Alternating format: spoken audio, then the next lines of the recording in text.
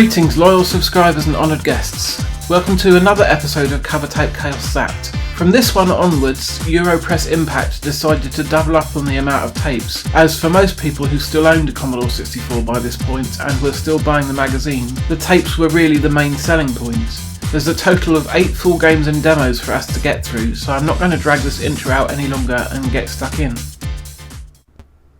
First of all is a full release dating back to 1986 called Zzap Command by Bugbite. This plays a little bit like IREM's Moon Patrol, except it has a military theme rather than a space theme. You are bombing along in your Jeep, carefully jumping over potholes, crevices, cacti and other hazards, and shooting down incoming grenades or bombs with your front or rear mounted guns. It is pretty much a score attack game where you see how far you can get, as the difficulty escalates over time. I wasn't really expecting great things from this one when I first clapped eyes on it, but I ended up quite enjoying it. Considering this was a $1.99 budget title, I would have been quite pleased to have got a game this fun for just a little bit of pocket money. Of course, all 3 of the Zzap reviewers immediately spotted that this was a reskin of an older game, but they all really enjoyed it regardless. Gary Penn thought that for only £2, Zzap Command represents excellent value for money, with Julian echoing that sentiment by stating, "If you've got a couple of quid burning a hole in your pocket, then Zzap Command is worth a look." They awarded the game a solid rating of 82%, rounding off their review with a revamped oldie, but a goodie.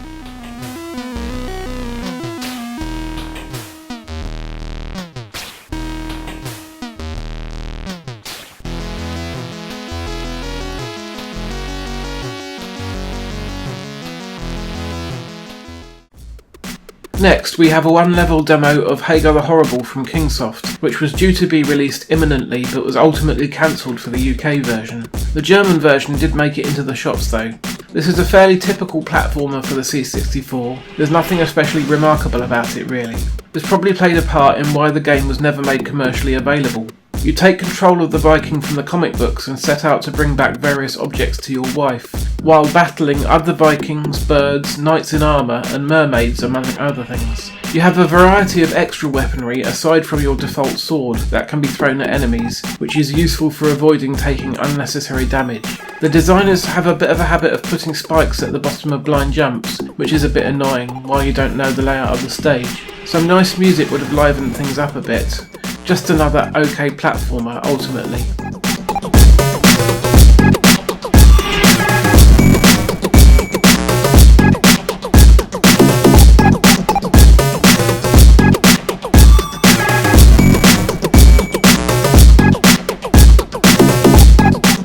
Then we come to time tracks, which I'm afraid to say thoroughly baffled me. Just the instruction pages in the magazine that tried to explain what to do and how to do it were incredibly confusing, and then when I actually tried to apply this to the game I found myself quite lost. If I understand correctly, your job is to explore various time zones, which can be visited by entering portals that open up at certain times, in order to track down a bunch of objects and return them to 8 important people throughout history. You also need to hunt down particular rune tablets that have to be put in a certain order so you can cast a spell and complete the game. I found the interface quite fiddly, the game itself sluggish and slow, and I never managed to find any of the runes. It seemed to be a bit like Impossible Mission with all of the searching that you need to do, except slow and boring. All of the Zzap reviewers backed me up by also commentating how confusing the game is to play when you first load it up, but they ultimately came away thinking quite fondly of it, with Sean Masterson saying, "It's demanding and enjoyable if you persevere," and Gary Penn saying that he enjoyed time tracks eventually.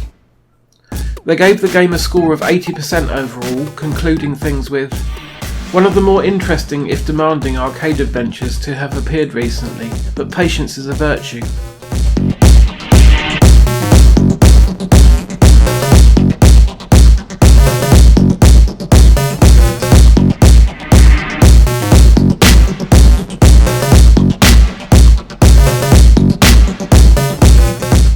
Continuing the minor theme of games that are rip-offs of other games is Burger Chase, which is quite obviously a Burger Time clone. This sort of thing was quite common in the early years of the Commodore 64 and didn't result in litigation or cease and desist orders as it would nowadays. As clone games go, this isn't too bad, and I have played worse official versions of Burger Time on other platforms. Should you be unaware, you control a burger chef who is trying to prepare giant-sized burgers by running across the ingredients and causing them to cascade to the bottom of the screen, all the while being chased by sentient hot dogs, eggs and pickles. You have a limited amount of pepper that you can use tactically to freeze your enemies and avoid death. As you complete one screen, you are presented with other trickier layouts, and you carry on until you lose all your lives. The Commodore 64 had no less than 4 different Burger Time style games, and none of them were officially licensed. Of all of them, this is actually regarded by most as the best one. It would appear that Zzap never reviewed this one in their time. Not too bad, really.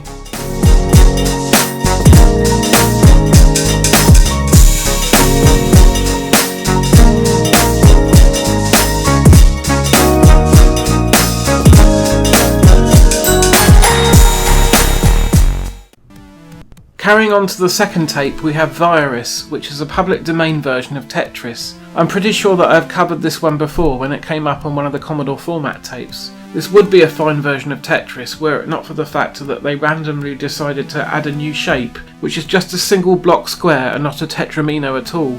Not too sure why they really felt the need to mess with the formula at all, as Tetris is pretty much the perfect game design to begin with. Maybe they wanted to differentiate it from the official versions. I also thought maybe the batteries in my wireless controller were starting to go, as sometimes the blocks would fail to rotate in a timely fashion, but I have since found out that this is the fault of the game itself. That's not great, really. There are other better versions of Tetris available on the C64 ultimately.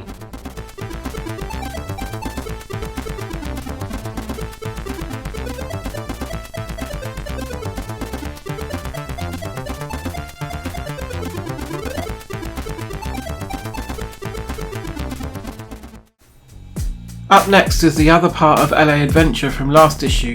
I'm not going to spend much time here as I already explained what this game was last time, and by now you all know about my dislike of text adventures. Once again, I grew frustrated by the game mentioning certain things in the text descriptions and then failing to acknowledge them at all when you try and interact with them.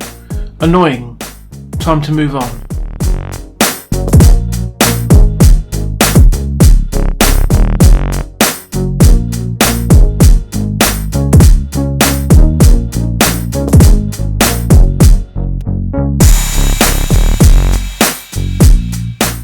The penultimate game is Snack Man, and you can tell just from the name exactly what this is going to be. Yes, that's right, it's Space Invaders.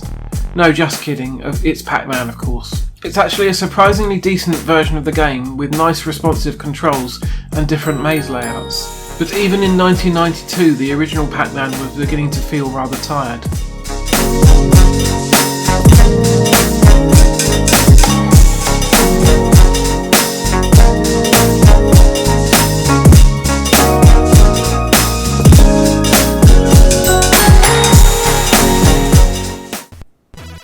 Saving the best for last is the Creatures 2 Torture Travel playable demo. The two Creatures games were some of my favourites of all time on the Commodore 64, but it's been quite some time since I last revisited the sequel, and my sequels were quite rusty to begin with. What you need to do is take out the baddie along the top of the screen while making sure you don't sink into the acid, then grab the potion which adds a long range attack to your repertoire. Knock down the bomb to the left, then be extra careful you ensure to light it before knocking it down again, or you won't be able to reach it with your flames and you'll have to start the level over. Now carefully jump back over the acid, then hold fire and push down in order to select your long range fireballs. Stay back from the second baddie so that you have enough headroom to easily jump over his low attacks, and then keep firing until he's dead. Drop down into the hole that you made with the bomb. Stay far back and shoot the switch that releases the baddie on the bike. Quickly jump over him without being run over and you've beaten the stage. Of course, part of the joy of playing these torture stages is intentionally failing them, so you can see just how the poor Fuzzy Wuzzy receives a grisly death. In this case he gets smushed into jam by the Rock Crusher. Creatures 2 was a considerably tougher game than the original, with some of the boss stages proving frustratingly tough. I used to play through it with the help of an Action Replay cartridge back in the day, and I doubt I would make it too far nowadays without any cheats. Zzap famously awarded Creatures 2 one of their highest ever ratings of 97%, and for the most part I would say that it was fully deserved. It's a fantastic technical achievement with a ton of demanding and inventive levels. I really should give the whole thing a replay soon, it's been far too long.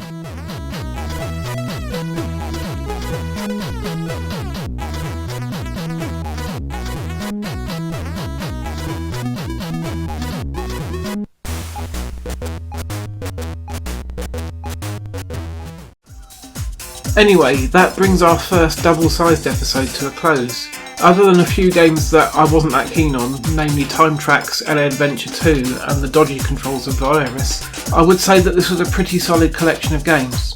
If you enjoyed this video, then please consider leaving a like, dropping a comment, subscribing to the channel or sharing on social media. I'll be back with the penultimate episode of Cover Tape Chaos Zapped in 2 weeks' time. In the meantime, take care.